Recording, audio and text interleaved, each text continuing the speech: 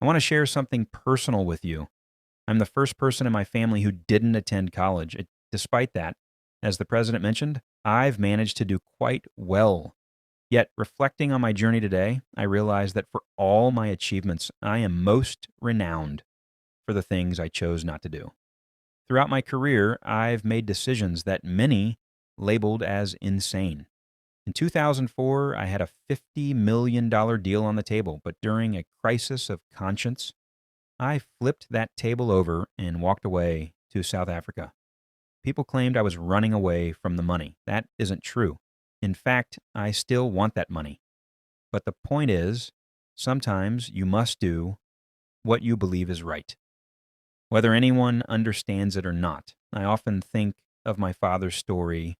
He worked as a statistician for a company in D.C. that began doing business with the South African government during the apartheid era. Because of his principles, he quit. It caused immense strain on his marriage and his life. It is devastating for a man when he cannot provide for his family as he wishes. He suffered through that sacrifice.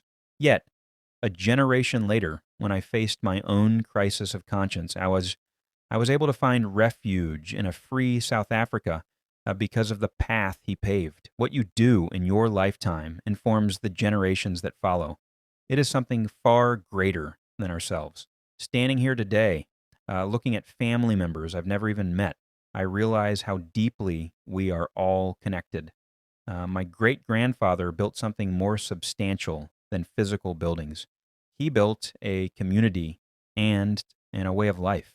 We live in an era where ethics are being eroded. People are trying to replace the concepts of good and bad with better or worse. But that is a mistake. You must keep your ethics intact. Good and bad is a compass that helps you find your way.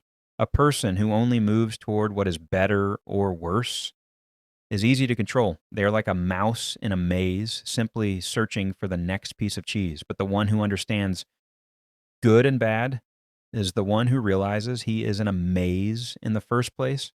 I hope you all transcend your obstacles and live outstanding lives. Stay connected to your communities, for that is where your true power lies. Do not let anyone tell you to be afraid. It is okay to feel fear because you cannot be brave without it.